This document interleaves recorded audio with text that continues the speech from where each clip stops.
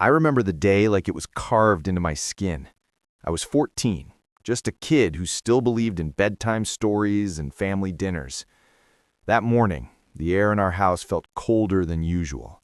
My mother, Clarissa, sat me down with that icy calm she always wore, the kind that could freeze words before they left her lips. "We can't keep dragging our lives down because of you," she said, her voice sharp, almost clinical. My father, Damon, didn't protest or argue. He didn't even look me in the eye. Instead, he went to the closet, pulled out a black trash bag, and began shoving my clothes inside it. It felt like a scene from a nightmare, my whole life packed into a single bag, my identity reduced to threads of fabric and a few worn-out shoes.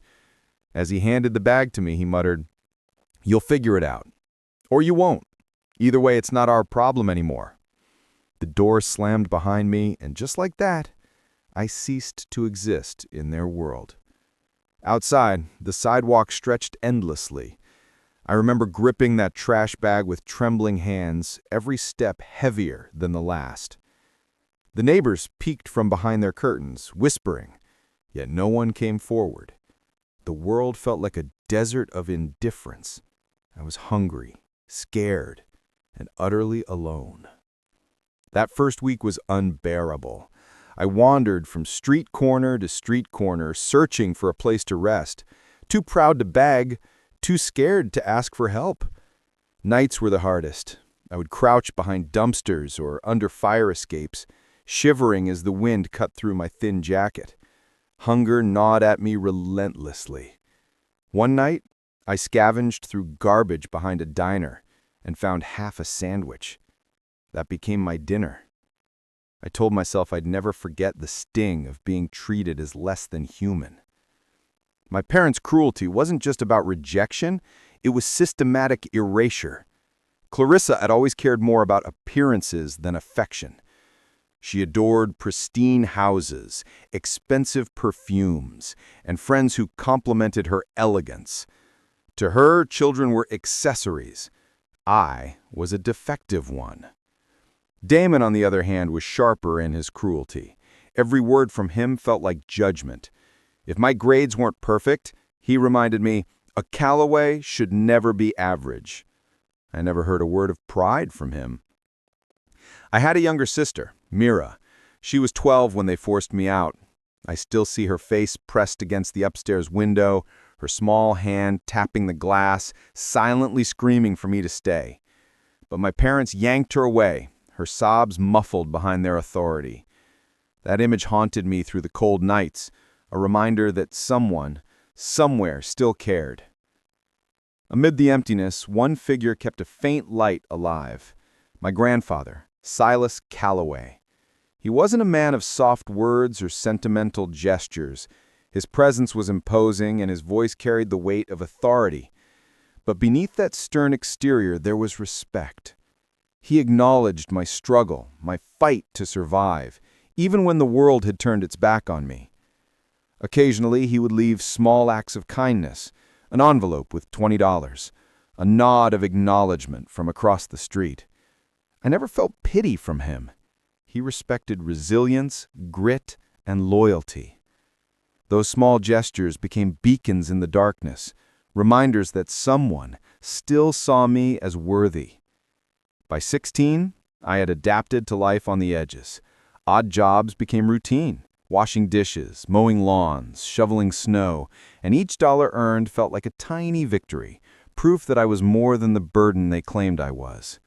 School was a battlefield of its own.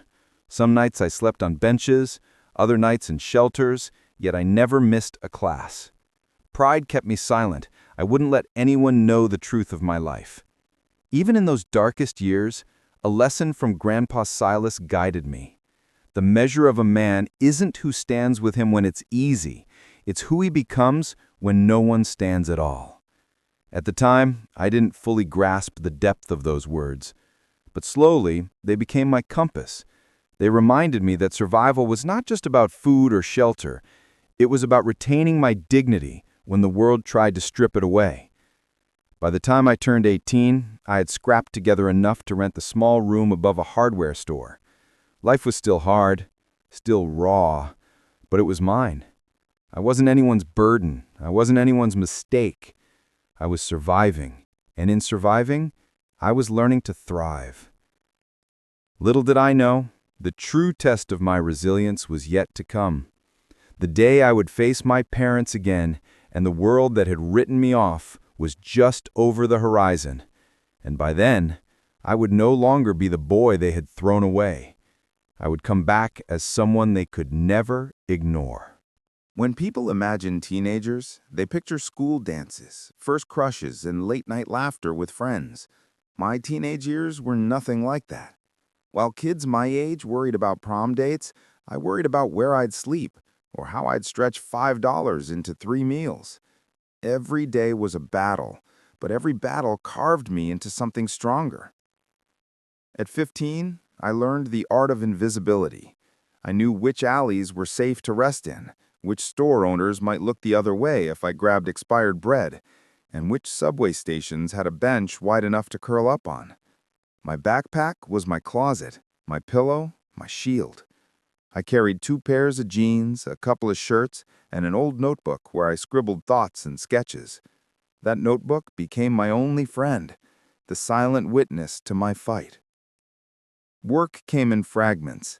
I washed dishes in a greasy diner where the owner paid me in leftover food more often than cash.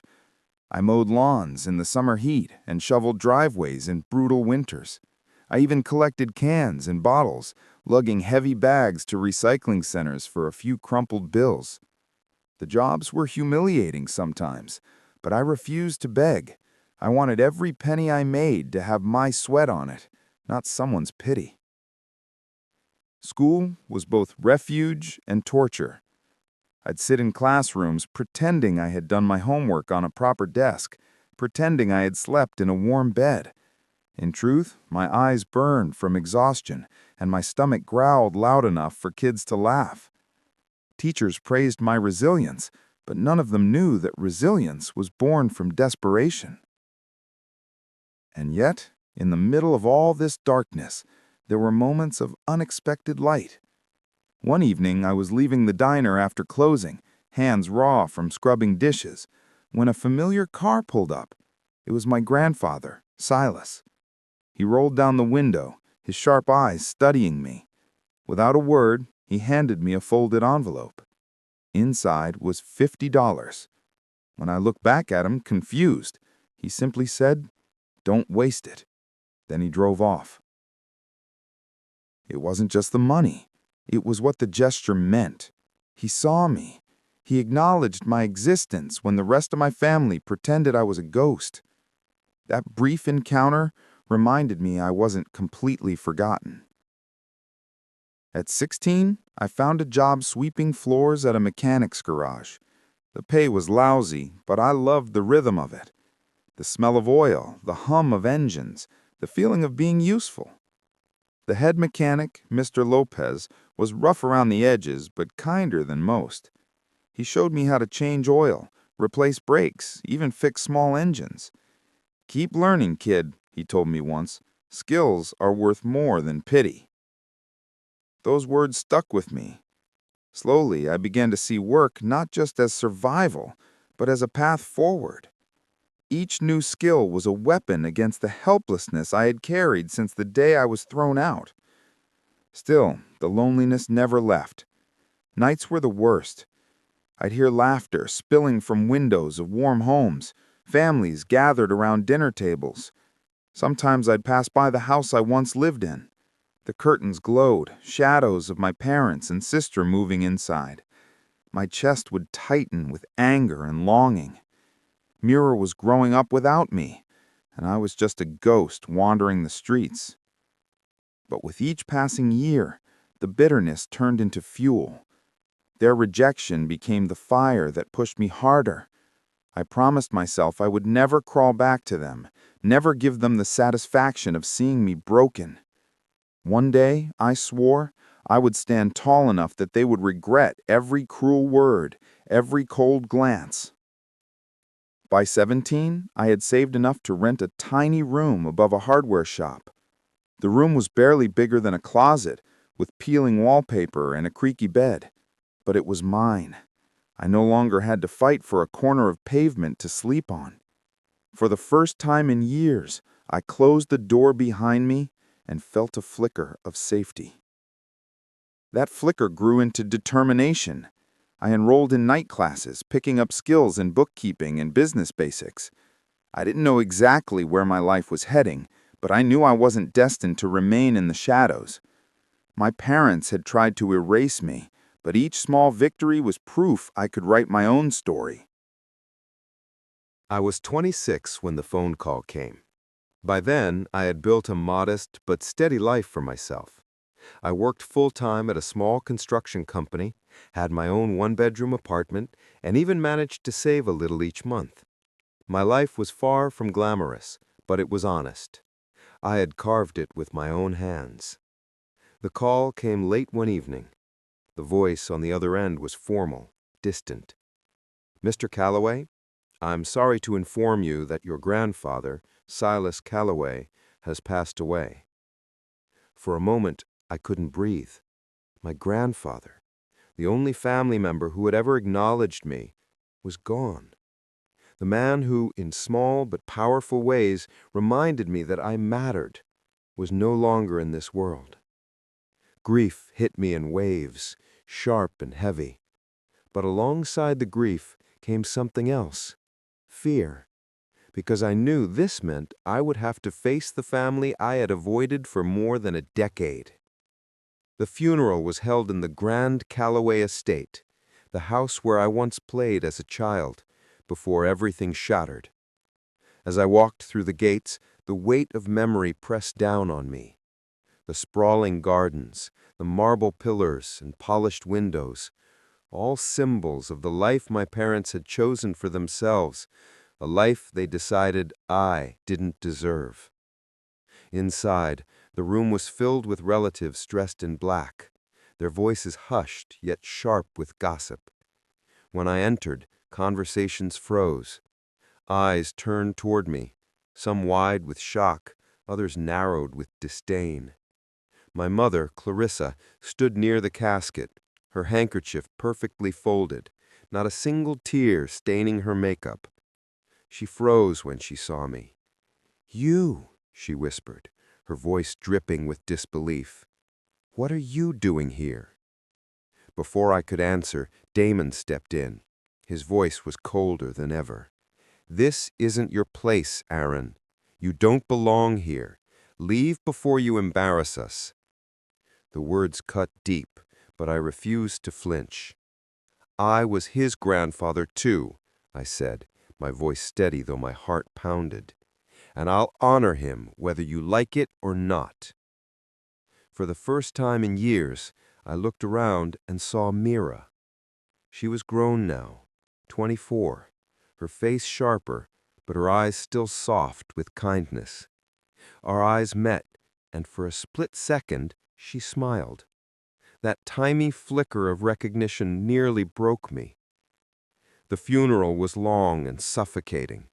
I stood at the back, away from the whispers and glares, focusing on Grandpa Silas's portrait. His stern eyes seemed to stare right through the crowd, as if daring them to live up to his standards. After the service, we were all asked to stay for the reading of the will. The lawyer, a man in a crisp gray suit, gathered everyone in the library, a grand room lined with leather-bound books. The tension was thick. I could almost taste the greed in the air. Clarissa sat tall, her hands folded in her lap, convinced she already knew what was coming. Damon stood beside her, his chin high, his expression smug. My uncles and cousins murmured among themselves, each speculating about their slice of the fortune. I remained in the corner, unseen, unwanted, yet very much present. The lawyer cleared his throat. "By the wishes of the late Mr. Silas Calloway, I will now read his will." The room fell silent. At first, the distribution was predictable, small sums to distant relatives, sentimental items to old friends. But then the lawyer paused, his eyes flicking across the page, and the air shifted.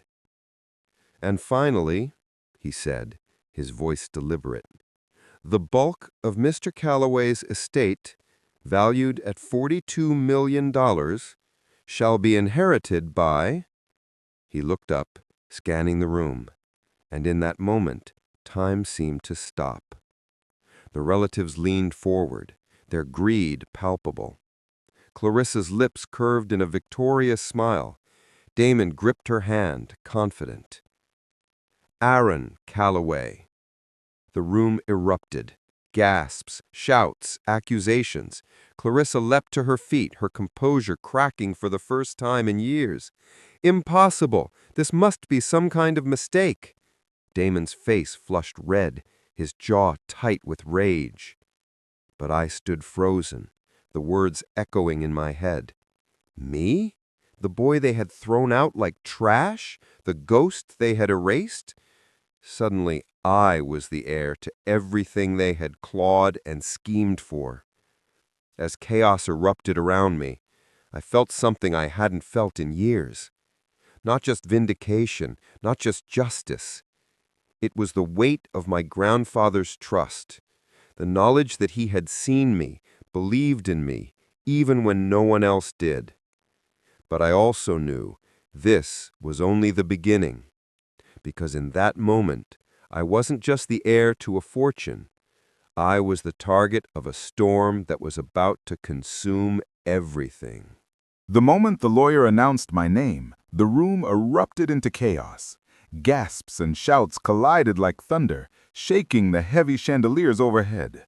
Clarissa's perfectly composed mask shattered, and Damon's face turned crimson with fury. Uncles and cousins yelled over one another, pointing fingers, accusing the lawyer of fraud, manipulation, even blackmail. But I didn't move. I didn't speak.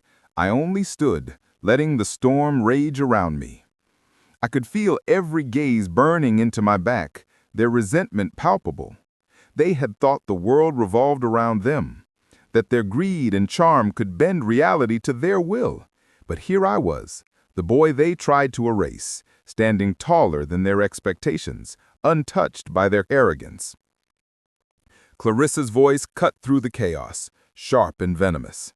"You don't deserve this. You weren't part of this family. You abandoned nothing. You contributed nothing." I finally looked at her. For the first time in my life, I didn't shrink under her gaze. I spoke slowly, deliberately, every word a blade honed on years of pain and survival. "You didn't raise me. You threw me away. Grandpa saw me when you refused to. That's why I'm here, and that's why I'm standing where you hoped I'd never be." Damon stepped forward, fists clenched, his voice booming. "This is a mistake. You have no idea what you're doing. This can't stand." I let him speak, let him rage. I had spent years learning that words, anger, and threats meant nothing when backed only by greed. My grandfather had trusted me with the one thing that proved character: loyalty, integrity, and discretion. And I had kept that trust, even when every fiber of my being wanted to surrender. The lawyer, Mr. Hayes, unfolded the sealed envelope containing the final documents. He moved slowly, deliberately, letting the room simmer in tension.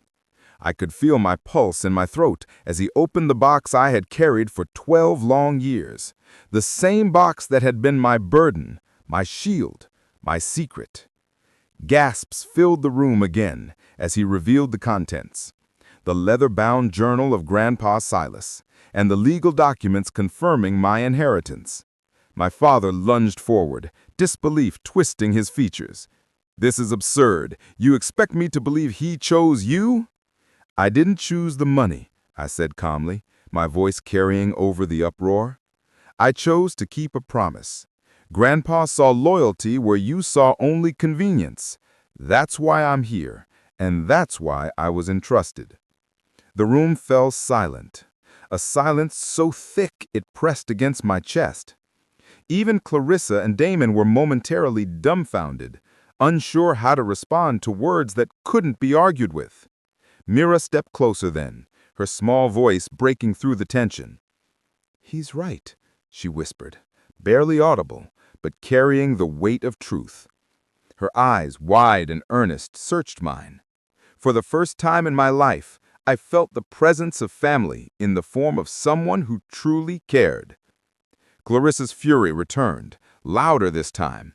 "You ruined this family. You, a boy we abandoned, have the audacity to claim what's ours?" I met her gaze and let her words hit the shield I had built over years. "You didn't ruin anything. You proved why Grandpa never trusted you. I didn't need this family to survive. I survived because I learned what real trust meant." Damon's hands trembled, his composure finally cracking. "This is not the end. You will regret crossing us." I let him seethe, let him make his threats, because for the first time in my life, I wasn't afraid. I had faced hunger, cold, abandonment, and despair. I had walked through alleys at night, carrying a box I didn't understand, yet honoring a promise that defined my worth. A few angry voices in a room full of wealth were nothing compared to the trials I had already survived. Mira, standing beside me, spoke louder then, her voice resolute. "He kept Grandpa's trust alive. That's all that matters. You never understood him, and you never understood him because you never cared to." The weight of the room shifted. My parents were enraged, cousins were fuming, but the truth had been laid bare. And in that moment, I understood something profound. Power doesn't come from fear, anger, or wealth. It comes from integrity, from holding on to what truly matters, even when no one is watching. And as I stood there, hearing my name repeated in disbelief and fury, I realized that the boy they tried to erase had grown into a man they could never touch. The room held its breath. Every whisper, every shuffle of paper seemed amplified in the tense silence.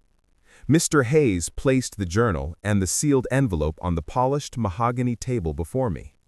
My hands hovered over the wooden box, the same box I had carried for 12 relentless years, a symbol of my survival, of my promise kept. I could feel every eye upon me, every gaze weighed with expectation, greed, and disbelief. My father's jaw was tight, veins pulsing along his temple. Clarissa clutched at her pearls as though they could anchor her in some semblance of control. Rhett's smirk faltered, replaced by a scowl that only deepened with every heartbeat. And yet, amidst their fury, I felt a calm certainty. This moment wasn't about money. This moment was about truth. I slowly lifted the lid.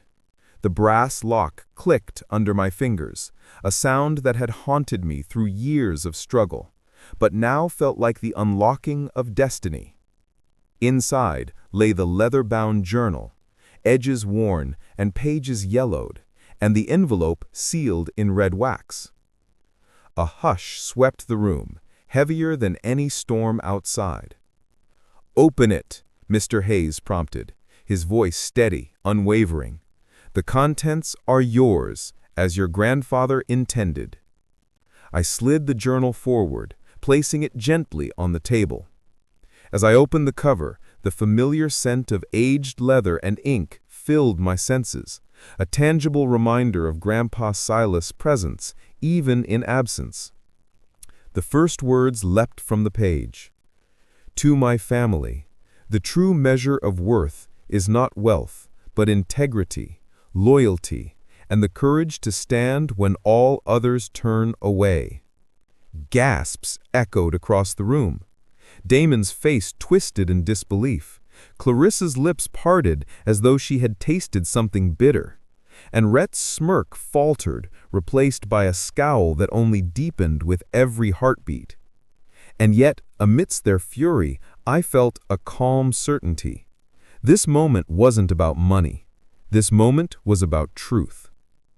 I slowly read aloud, letting the words roll like a tide over those who had once tried to erase me. "To Damon, my eldest son, you sought comfort in wealth and power, betraying the principles upon which this family was built. You leave behind debts, deception, and broken trust. Therefore, you inherit nothing." Damon's hands shook as if holding back an outburst. "To Rhett, your ambition blinded you to loyalty. You sought to outshine without honor. You inherit nothing." Rhett slammed his fist against the arm of his chair, but I didn't flinch. "To Clarissa, vanity guided your heart. You measured value in appearances, not love. You inherit nothing." Clarissa gasped, her voice cracking. "He's lying. This is manipulation." I continued, voice steady, each word a triumph over years of pain. "To my granddaughter, Mira, may you find strength to rise above the chains of fear and expectation. Your inheritance is hope, courage, and freedom to choose your path." Mira's eyes widened, her lips trembling as emotion overcame years of silence. "To my grandson, Aaron, you have endured what none others could. You carried the weight of my trust, keeping it safe when all else failed. You inherit everything, my businesses, my assets, my legacy. You are the one who honored what truly mattered." The room erupted. Voices shouted over each other, accusations and denials filling the air. Damon lunged forward, rage boiling over. "This is impossible. You can't do this to your own children." I looked him directly in the eyes, calm and resolute. "You abandoned me. Grandpa believed in loyalty and honor. That's why I stand here, and why you don't." Mr. Hayes then handed me the sealed envelope. I broke the wax with deliberate care, revealing the legal documents, titles, and accounts, confirming that every asset, every property, every business was now mine. Clarissa screamed, clutching at the empty air, while Damon and Rex's protests fell like whispers against the wall of undeniable truth. Mira stepped closer, her hand brushing against mine. "You've always kept the promise," she said softly, tears glistening in her eyes. "You never gave up. You were the one Grandpa always believed in." I nodded, feeling the weight of years finally lift. The boy who had once eaten from trash bags, shivering in alleys, carrying a mysterious box, had become the man who held everything that truly mattered. Not just wealth, but truth, loyalty, and vindication. The family who had tried to erase me stormed out, their luxury cars glinting under the winter sun, leaving behind only silence. And in that silence, I finally understood the greatest lesson my grandfather had imparted. The real inheritance wasn't money. It was the measure of one's character, proven in the quiet, unseen moments when no one else is watching. As I walked out of the estate with Mira at my side, journal and box in hand, the winter sun broke through the clouds. It felt like the world was acknowledging not the fortune I had gained, but the promise I had kept, the integrity I had upheld, and the boy who had refused to be erased. The estate had fallen silent, the chaos of anger, greed, and disbelief dissipating like mist. Outside, the winter sun shone gently, casting a golden hue across the driveway where once polished black cars had paraded, symbols of entitlement and arrogance. Now, they were gone, leaving only the echo of what had been, an empty stage for the real inheritance, truth, loyalty, and love. I stood on the steps, box and journal clutched tightly in my hands, and finally allowed myself to breathe. 12 years of struggle, hunger, and rejection had led to this moment. The boy who had once been discarded, deemed a burden, was now standing tall, not just with wealth, but with the profound realization of his worth. Mira came to my side, her eyes filled with tears, a mixture of relief, admiration, and hope. "Aaron," she whispered, "we can finally start over." I nodded. Her hand slipped into mine, and for the first time in years I felt a sense of family, not one dictated by blood or obligation, but by trust, understanding, and shared survival. The promise I had kept to Grandpa Silas had not only preserved his legacy, but had also forged a new path for us both. Over the following weeks, life changed rapidly. Lawyers finalized transfers, bank accounts were updated, properties registered in my name.